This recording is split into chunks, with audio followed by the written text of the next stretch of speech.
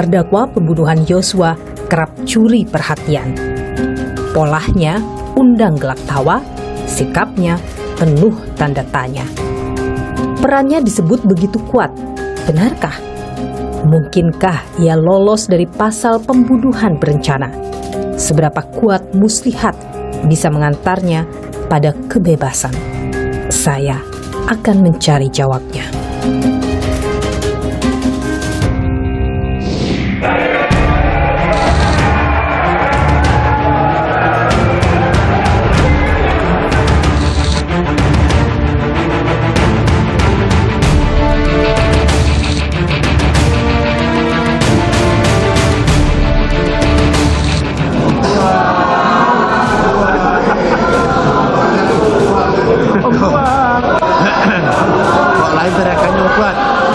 Buka.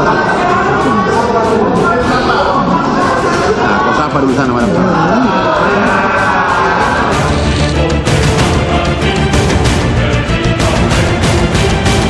Saudara cerita kalau mau ngarang cerita yang tuntas. Saya ngomong apa adanya yang mulia. Benar, bukan saya juga lagi ngomong apa pengakuan. adanya. Lo benar, tapi kan ada yang lucu. Saudara mencoba menutupi sesuatu yang sudah nampak. Pandai memang saudara ini kan.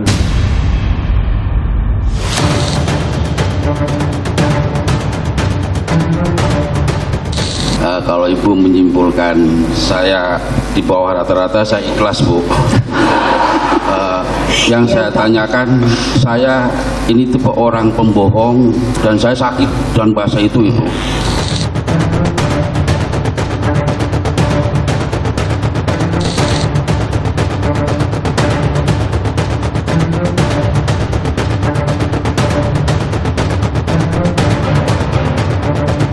Dalam apsifor tersebut ia punya kepatuhan yang tinggi, begitu ya. Apakah dia bisa melakukan apapun yang diminta oleh atasannya meskipun ia tahu misalnya hal itu tidak benar? Nah, ini yang kita tidak bisa jawab secara pasti. Apakah juga dia bisa saja adalah orang yang akan melindungi atasannya dengan cara apapun? Dengan profil yang kami dapatkan itu sangat mungkin. Apakah Kuat Ma'ruf ini sempat juga menyampaikan kesedihannya, kehilangan Yosua?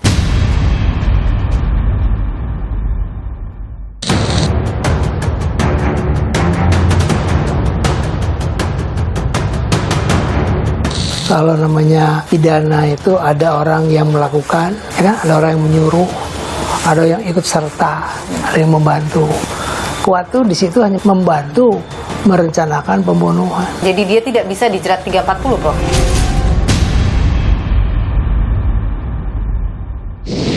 Persidangan kasus pembunuhan Brigadir Yosua berjalan cukup panjang. Banyak hal menarik muncul dalam persidangan. Utamanya kala dihadirkan Kuat Ma'ruf, sopir keluarga Ferdi Sambo. Kehadirannya bisa dikatakan cukup menghibur. Pernyataan yang keluar darinya sering mengundang gelak tawa. Salah satunya kala ia bertanya kepada ahli psikolog forensik soal apakah ia seorang pembohong. Ia mengaku sakit hati sering disebut pembohong. Kalau ibu menyimpulkan saya di bawah rata-rata, saya ikhlas, Bu. Yang saya tanyakan, saya ini tipe orang pembohong, apa yang tidak jujur apa gimana, Ibu? Soalnya akhir-akhir ini saya sering disebut pembohong dan tidak jujur, Ibu. Dan saya sakit dan bahasa itu, Ibu.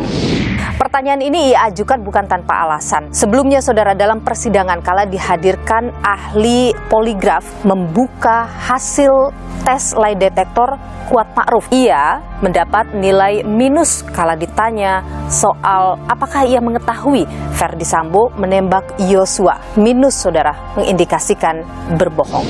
Kalau terdakwa Kuat, untuk saudara Kuat kita lakukan 2 kali pemeriksaan Bapak. hasilnya Plus 9, yang kedua minus 13. Bahwa saya sudah jujur kalau saya tidak melihat. Tapi di poligraf kok masih berbohong gitu aja. Kuat dalam persidangan juga kerap bikin hakim dan jaksa geleng-geleng kepala. Utamanya kala ia ditanya soal detik-detik penembakan Brigadir Yosua. Saudara tuh lucu. Kemarin CCTV kita lihat sama-sama. Siap. Kodir nampak. Iya, Saudara mengatakan di sini Kodir, saya tidak lihat Kodir. waktu itu saya tidak memperhatikan. Waktu di CCTV saya baru ngeh ada Kodir waktu itu. Baru ngehnya sekarang. Iya, waktu ada Kodir. Oh, ada Kodir saya gitu. Pandai memang saudara ini kan. Hakim juga geram kala Kuat ditanya soal peristiwa penembakan yang terjadi di Duren 3. Kala itu Kuat mengaku tidak melihat Ferdi Sambo menembak Yosua. Sebelum nembak tembok, kapan dia nembak Joshua? Saya tidak melihat Bapak menembak Joshua. Inilah bahasa kamu sama, Mariki. Iya kan? Itu tidak yang saya- melihat, tidak tahu, tidak dengar. Berdirinya Rikar dengan Riki itu tidak jauh. Tidak. Tapi kalian karena buta dan tuli, makanya saudara tidak mendengar dan tidak melihat. Saudara, dalam persidangan pekan lalu, tepatnya 11 Januari 2023, Hakim kembali menyoroti peran Kuat Ma'ruf. Hakim kala itu menanyakan kepada Putri Chandrawati alasan ia mengajak Kuat Ma'ruf naik ke lantai 3 rumahnya di Jalan Saguling. Mohon izin yang mulia, saya sesungguhnya lupa apa yang saya lakukan saat itu. Dan saya juga waktu itu saya lupa, saya naik sama Kuat Ma'ruf. Setelah melihat kan sudah ingat. Ya. Nah, kalau begitu, apa tujuan saudara mengajak Kuat Ma'ruf ke lantai 3? Tidak ada tujuan apa-apa, karena saya juga lupa saya ngapain di situ. CCTV ini, saudara, bukan baru dihadirkan dalam persidangan. Sebelumnya, kala dihadirkan ahli digital forensik, CCTV ini juga sempat dibuka dan Kuat Ma'ruf menyampaikan tanggapannya.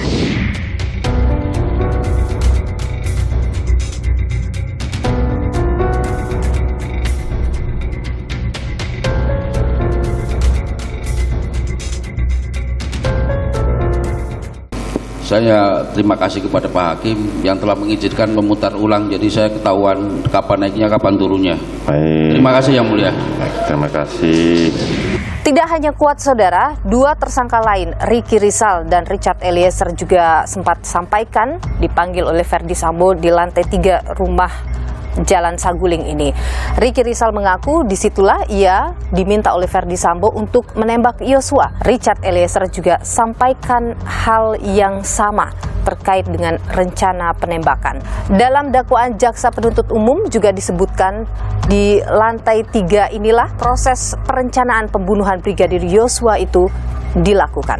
Saudara, saya ajak Anda untuk melihat rumah Ferdi Sambo di Jalan Saguling. Rumah ini, saudara, terdiri dari 3 lantai. Lantai 1 ada kamar tempat para ajudan dan juga ART Ferdi Sambo tinggal. Sementara lantai 2, saudara, disebut sebagai ruang kerja Ferdi Sambo. Disebutkan, saudara, dalam fakta persidangan bahwa di lantai 2 inilah Ferdi Sambo memberikan janji uang kepada 3 terdakwa lain, yakni Ricky Rizal, Richard Eliezer, dan juga Kuat Ma'ruf. Selain ada janji uang, Ferdi Sambo juga membagikan handphone kepada ketiga terdakwa. Keterangan Richard Eliezer, saudara, bahwa pemberian handphone dan janji uang itu disaksikan juga oleh Putri Chandrawati.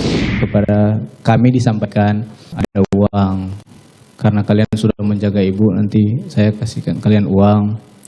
Jumlahnya Kuat 500, Rick 500, saya 1, katanya Yang Mulia. Di HP itu dibawalah 3 HP Yang Mulia, iPhone. Dan disuruh ganti HP, ganti kartu di situ Yang Mulia. Sementara itu, saudara, lantai 3 rumah Ferdi Sambo di Jalan Saguling menjadi ruangan paling privat bagi keluarga Ferdi Sambo. Pengacara keluarga Ferdi Sambo, Arman Hanis, sempat menyebutkan bahwa lantai 3 ini hanya bisa diakses menggunakan lift yang harus menggunakan sidik jari, dan itu hanya bisa diakses oleh keluarga inti Ferdi Sambo. Keterangan ini, saudara, berbeda dengan yang disampaikan oleh Ricky Rizal bahwa tidak ada akses sidik jari di lift menuju ke lantai 3. Tapi akses sidik jari hanya ada di pintu untuk masuk ke ruangan di lantai 3 rumah Ferdi Sambo di Jalan Saguling. Tapi akses menuju ke ruangan lantai 3 juga menggunakan akses sidik jari. Di depan lift itu ada pintu yang menggunakan akses Yang Mulia. Sidik jari. Ketiga lantai di rumah Ferdi Sambo di Jalan Saguling ini, saudara, diawasi oleh kamera pengawas atau CCTV. Namun sayang, Kamera pengawas yang berada di lantai 3 rumah kabarnya rusak. Hal ini akhirnya tidak bisa merekam pertemuan yang terjadi antara Ferdy Sambo, Ricky Rizal, dan juga Richard Eliezer yang juga kabarnya ada Putri Chandrawati di sana. Pertemuan yang terjadi sesaat sebelum pembunuhan Yosua terjadi. Lantai 3 rumah Ferdy Sambo di Jalan Saguling menjadi lokasi krusial dalam pembunuhan berencana Brigadir Yosua. Jaksa penuntut umum saudara meyakini di lokasi inilah perencanaan pembunuhan tersebut dilakukan. Hal ini berdasarkan sejumlah fakta. Pertama, keterangan dari Ricky Rizal yang menyebut bahwa dirinya dipanggil oleh Ferdy Sambo di lantai 3 rumah ini dan diminta oleh Ferdy Sambo untuk menembak Yosua. Kedua, saudara, kala Richard Eliezer menyebut bahwa di lantai 3 inilah ia diberikan penjelasan oleh Ferdy Sambo terkait dengan skenario pembunuhan terhadap Yosua. Ia juga mengaku di sini ia diberikan amunisi untuk menembak Yosua. Hal tersebut bahkan menurutnya disaksikan juga oleh Putri Chandrawati. Peran Kuat Ma'ruf dalam perencanaan pembunuhan terhadap Brigadir Yosua coba untuk terus dibuktikan. Dan saya, saudara, mengajak Anda untuk melihat seperti apa peran Kuat Ma'ruf dalam proses pembunuhan Brigadir Yosua. Saat di Magelang, Kuat Ma'ruf disebut berseteru dengan Yosua. Penyebabnya, Kuat heran melihat Yosua yang mengendap-endap dari lantai 2 rumah Magelang. Yosua juga lari kala ditanya Kuat. Kuat juga menghalangi Yosua naik ke lantai atas rumah Magelang kala Putri ditemukan oleh ART Susi tergeletak di lantai. Kuat pula disebut adalah pihak yang mendesak Putri Chandrawati agar melaporkan tindakan Yosua pada Ferdy Sambo. Padahal kala itu ia tidak mengetahui pasti apa yang terjadi. Dianggap janggal kala Kuat kemudian ikut bersama Putri menuju ke Jakarta. Padahal ia disebut bertugas di Magelang untuk menjaga 2 anak Sambo yang sedang sekolah. Saat berada di rumah Saguling, Kuat Ma'ruf ikut dengan Putri Chandrawati naik ke lantai 3. Apa yang dibicarakan? Masih tanda tanya. Namun setelahnya, Kuat Ma'ruf lalu ikut bersama dengan Putri Chandrawati menuju ke rumah Duren 3, TKP pembunuhan Yosua. Saya lagi di depan, saya dipanggil sama saudara Ricky.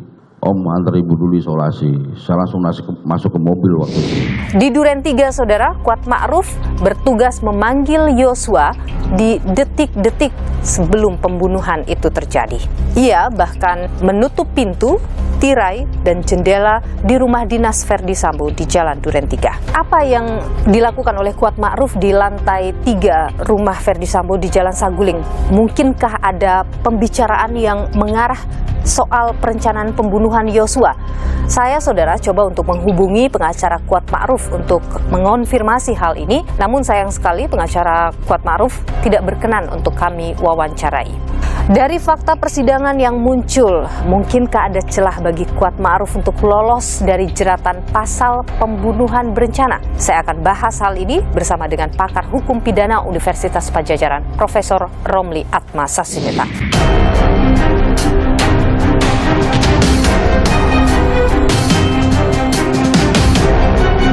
Bapak nyetir saya pelan-pelan, otak saya nggak nyampe, Pak.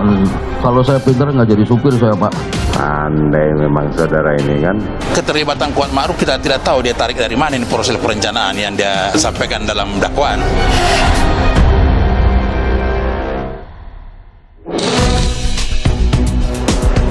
Kuat Ma'ruf, salah satu terdakwa dalam kasus pembunuhan Brigadir Yosua.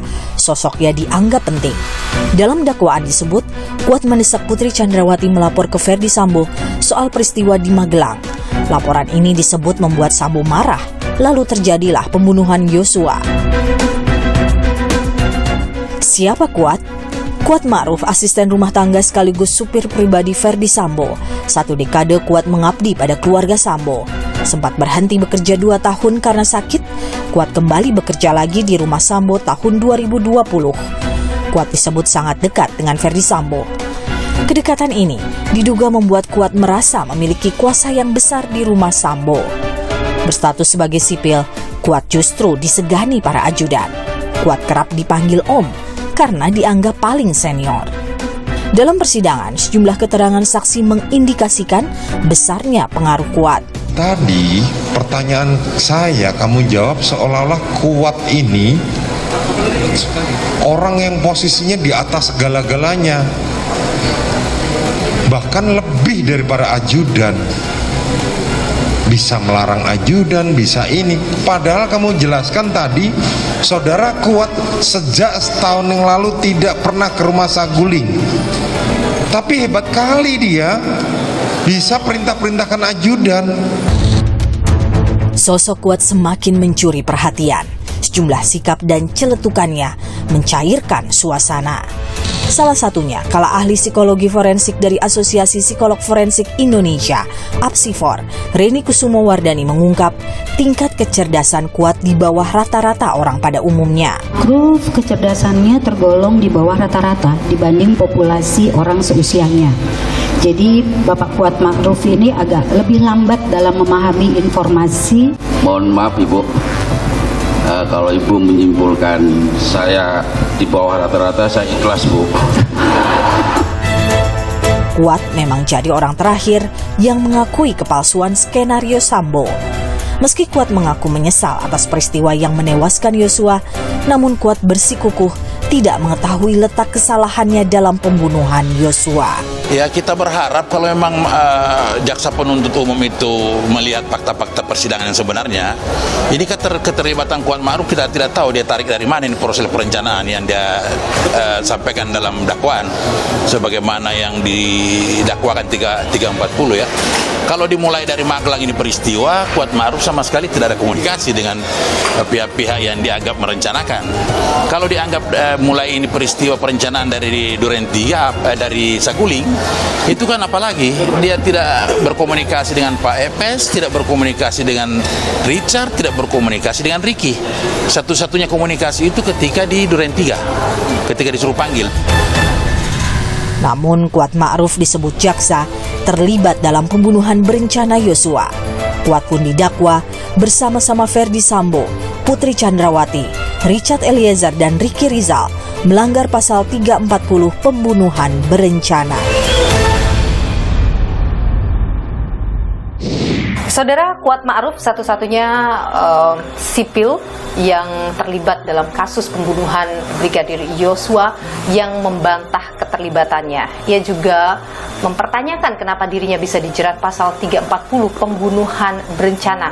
Lantas, pantaskah kemudian Kuat dijerat dengan pasal pembunuhan berencana ini?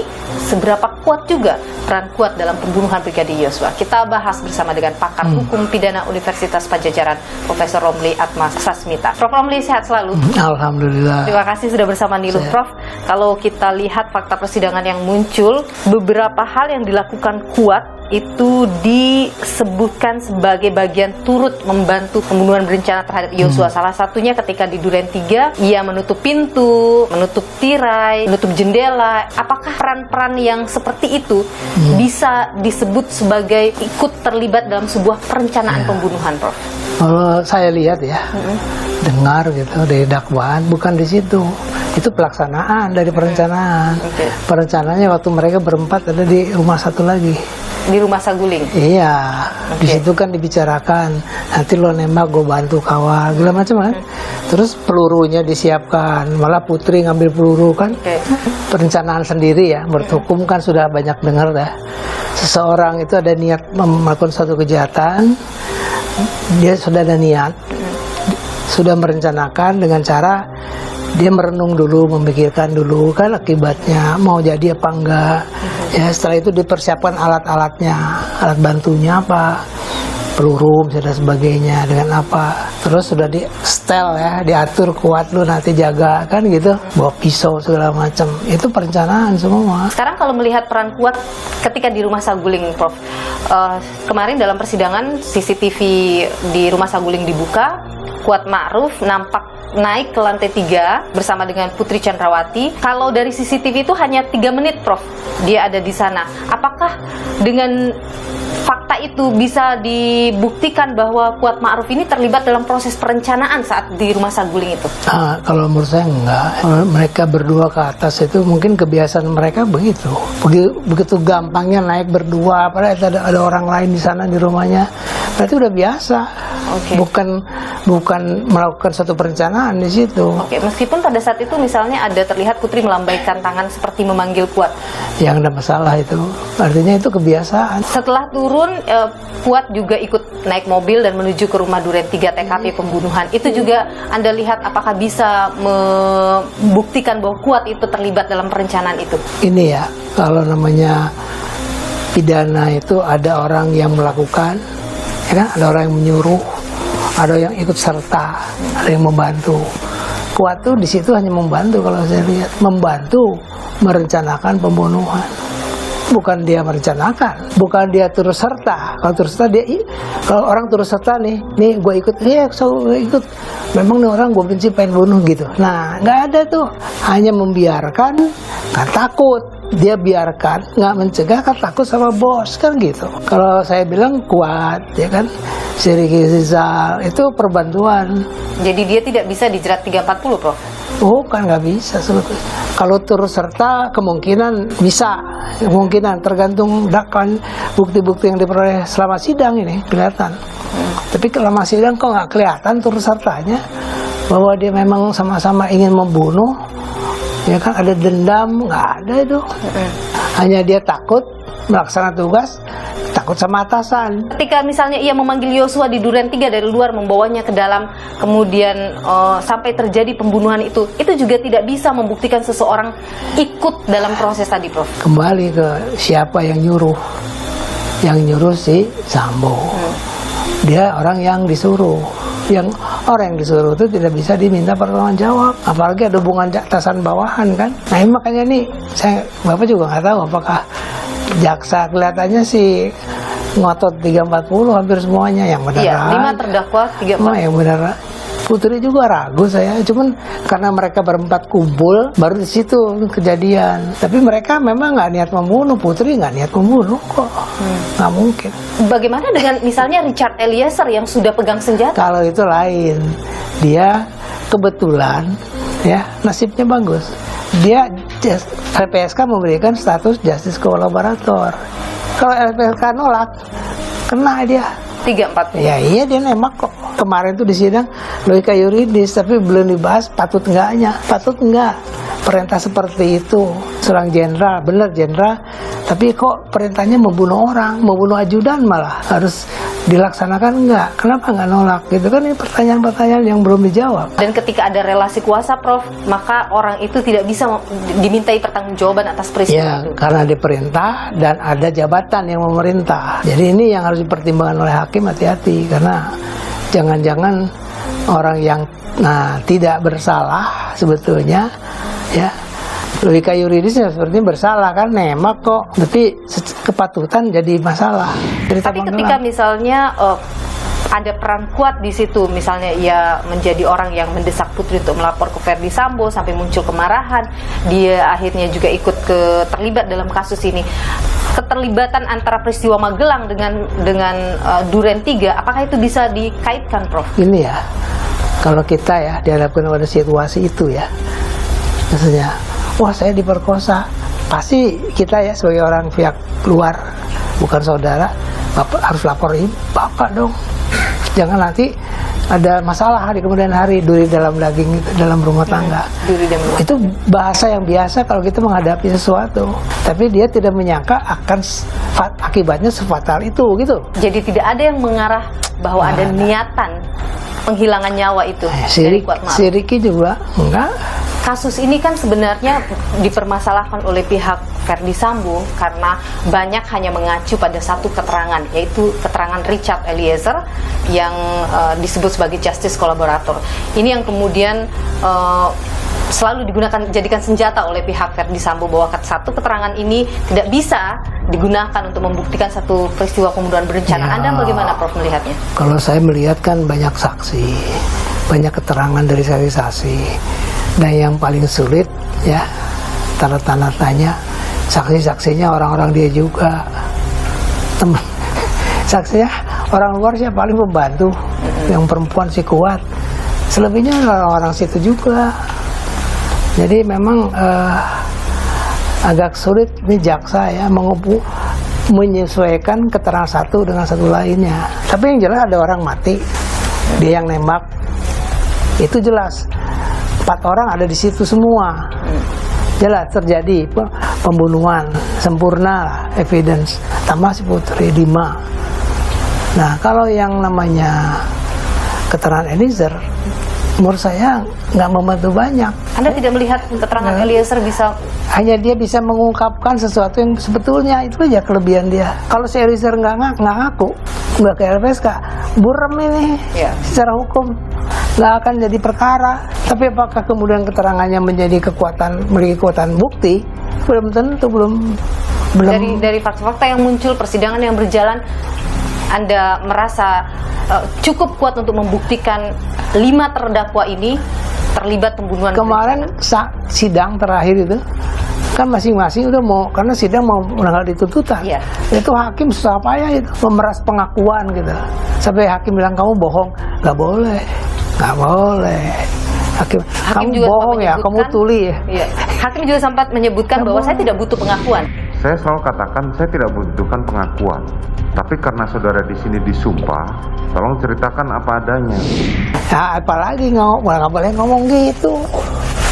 Hakim tuh nggak boleh. Saya juga kaget, berani betul. Harusnya jaksa itu pekerjaan jaksa, neken terus gitu. Apa yang Anda baca dengan hakim bersikap seperti itu? Kewalahan lah menurut saya. Untuk membuktikan 340 kepada 5 tersangka terdakwa, maksud saya, menurut Anda hakim masih belum yakin bahwa mereka terlibat 340? Sampai kemarin sidang nggak yakin, hanya yakinnya satu, semua bohong gitu aja. Hakim bahkan melakukan sidang di TKP pembunuhan. Nah itu untuk meyakinkan keterangan semua itu, dia nggak percaya. Kamu di mana berdiri, kamu di mana kan gitu. Dia datang ke tempat, baru dia yakin. Oh si Kuat di sini, si Richard siapa? Ricky Rizal di sini, bohong. Dia bilang nggak tahu. Tidak melihat. Nggak melihat, makanya buta, tuli apa kamu?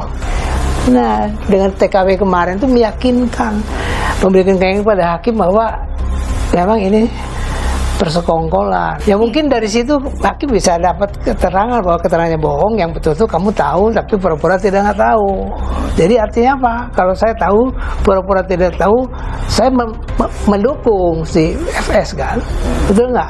Kalau mendukung dianggap turut merencanakan, gitulah kira-kira. Jadi Prof, menurut Anda Ferdi Sambo bisa divonis dengan 340, tapi 4 terdakwa lain belum tentu bisa? Nggak bisa. Kuat Ma'ruf pun tidak bisa? Enggak. Kalau toh bisa dibisa-bisain aja, tapi dengan hubungan relasi kuasa menjadi lebih ringan jadinya.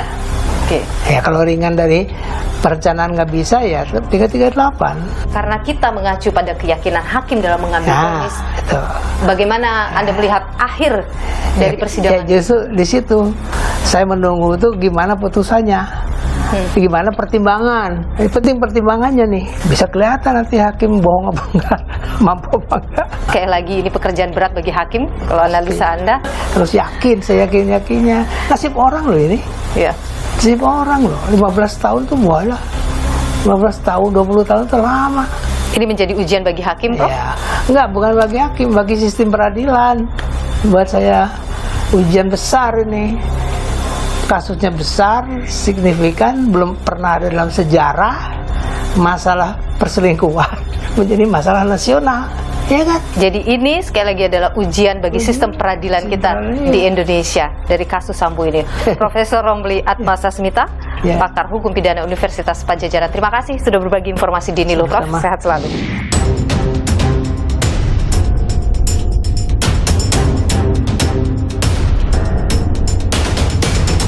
Sehingga dapat disimpulkan tidak terjadi pelecehan pada tanggal 7 Juli 2022 di Magelang, melainkan perselingkuhan. Menuntut supaya Majelis Hakim Pengadilan Negeri Jakarta Selatan yang memeriksa dan mengadili perkara ini memutuskan: 1. Menyatakan terdakwa Kuat Ma'ruf terbukti bersalah melakukan tindak pidana turut serta merampas nyawa orang lain yang direncanakan terlebih dahulu sebagaimana diatur dan diancam dalam dakwaan pasal 340 KUHP junto pasal 55 ayat 1 ke 1 KUHP, menjatuhkan pidana terhadap terdakwa Kuat Ma'ruf dengan pidana penjara selama 8 tahun.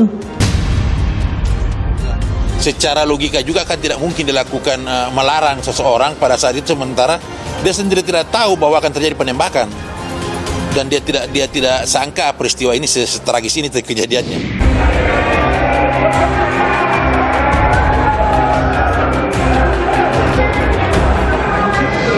Di antara para ajudan yang lain dan juga ART lainnya, saudara, sosok Kuat Ma'ruf ini menjadi sosok yang paling disegani. Ia dianggap senior sehingga panggilan terhadap Kuat Ma'ruf juga berbeda. Ia dipanggil dengan sebutan Om Kuat. Dan saudara, menarik juga dalam analisis Asosiasi Psikolog Forensik Indonesia atau APSIFOR ini, Kuat disebut memiliki daya intelijensi yang rendah. Apa artinya ini dan juga bagaimana konsekuensinya terhadap orang-orang mungkin di sekitarnya Kuat Ma'ruf ini, kita coba bahas bersama dengan ahli psikolog forensik Reni Kusumo Wardani. Selamat malam Bu Reni, sehat selalu. Malam Mbak Niru, alhamdulillah sehat. Bu Reni, Anda bersama dengan tim menyusun hasil psikologi forensik dari para terdakwa pembunuhan Brigadir Yosua, termasuk di dalamnya adalah terdakwa Kuat Ma'ruf. Dan dalam analisis APSIFOR itu disebutkan kalau Kuat memiliki daya intelijensi yang rendah, memiliki kecerdasan di bawah rata-rata.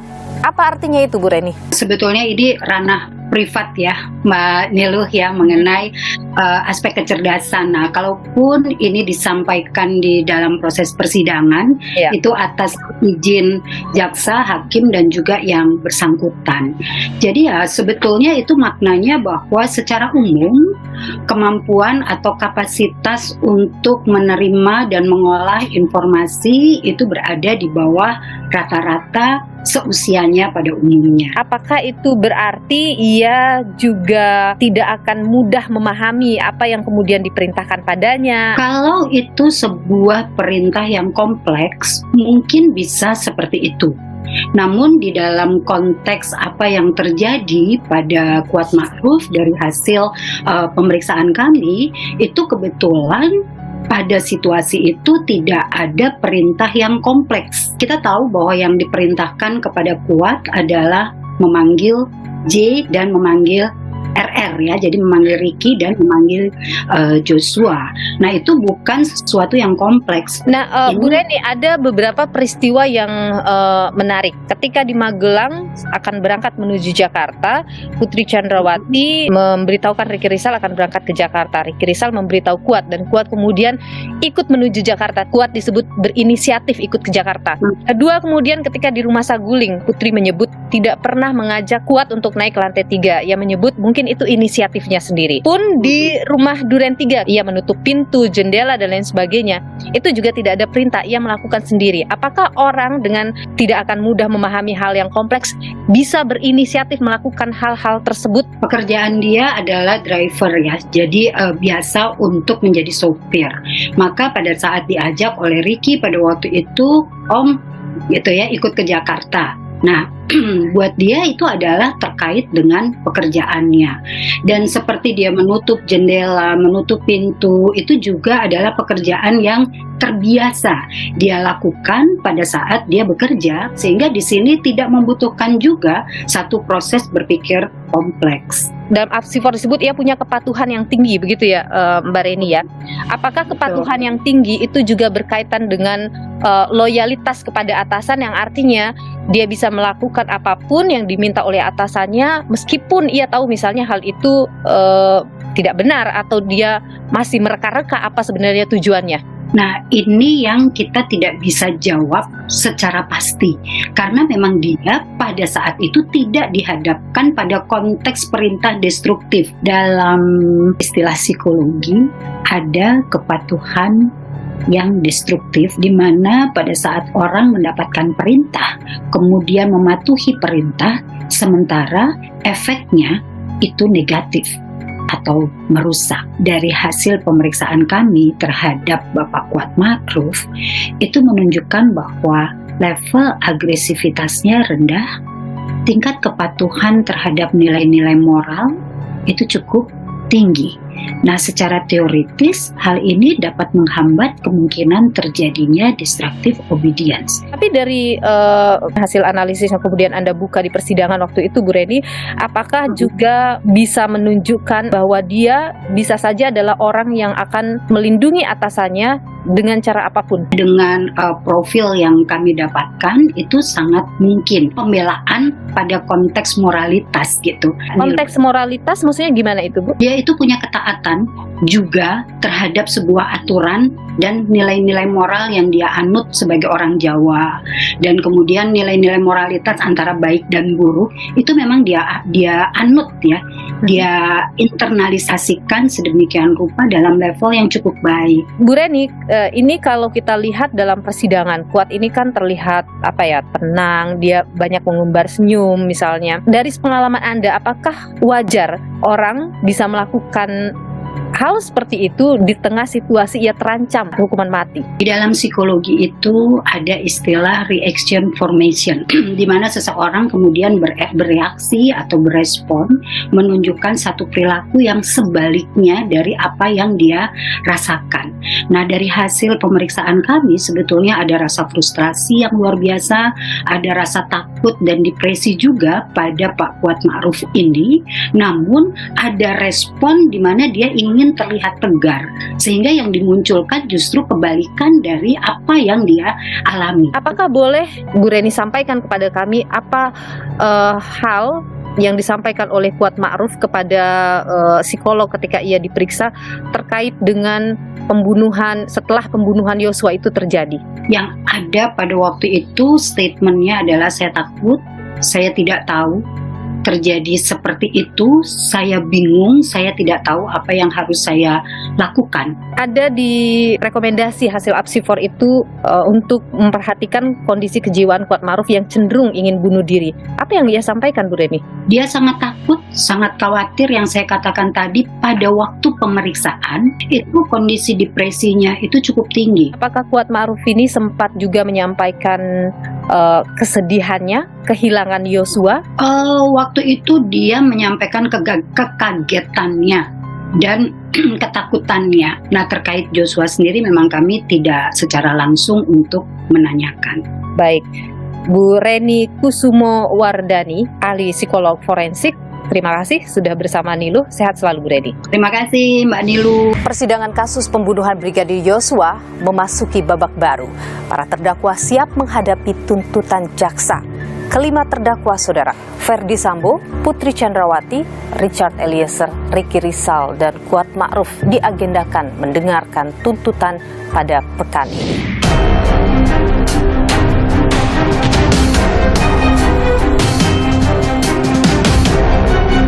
Bapak nyetir saya pelan-pelan, otak saya nggak nyampe, Pak. Kalau saya pinter nggak jadi supir saya, Pak. Pandai memang saudara ini kan.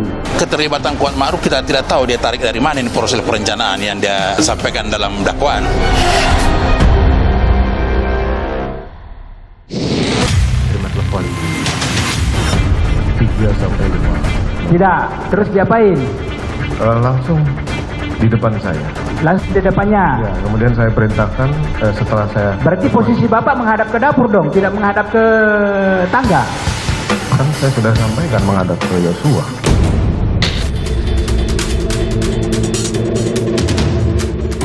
Memasuki pekan ke-13, persidangan kasus pembunuhan Brigadir Yosua semakin berpolemik. Para terdakwa, Ferdi Sambo, Richard Eliezer, Ricky Rizal, Kuat Ma'ruf, dan Putri Chandrawati bersiap hadapi tuntutan. Para saksi ahli dihadirkan, berbagai alat bukti ditampilkan. Perlahan membuka titik terang peristiwa penembakan Brigadir Yosua. Pekan ini, para terdakwa hadapi tuntutan jaksa, dimulai dari terdakwa Ricky Rizal dan Kuat Ma'ruf. Keesokan harinya, terdakwa Ferdi Sambo, kemudian Putri Chandrawati dan Richard Eliezer jadi yang terakhir menghadapi sidang tuntutan jaksa penuntut umum.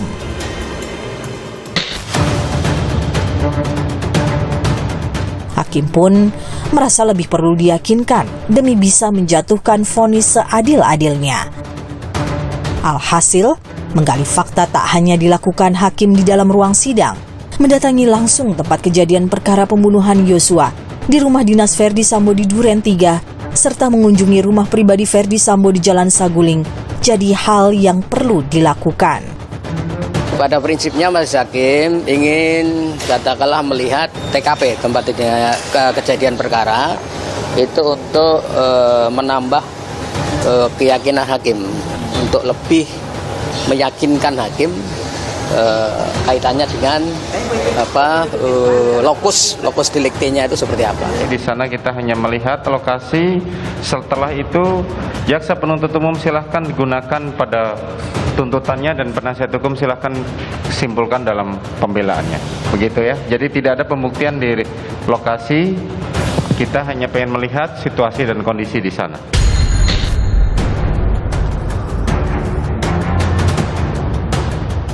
Apakah para terdakwa dapat terlepas dari jeratan pasal pembunuhan berencana? Publik terus menanti akhir persidangan, menunggu putusan yang seadil-adilnya. Menjadi pertaruhan bagi hakim dalam memutus perkara yang mencuri perhatian. Bukan hal mudah, keyakinan adalah kuncinya.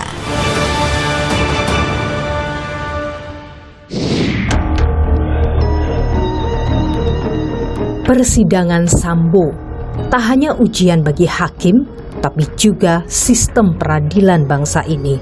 Bukan perkara mudah memutus kasus yang telah mencuri perhatian publik begitu besar. Kepastian hukum harus dijamin. Hukuman seadil-adilnya harus dipastikan bagi siapapun yang bersalah. Saya, Niluh Puspa. Sampai jumpa.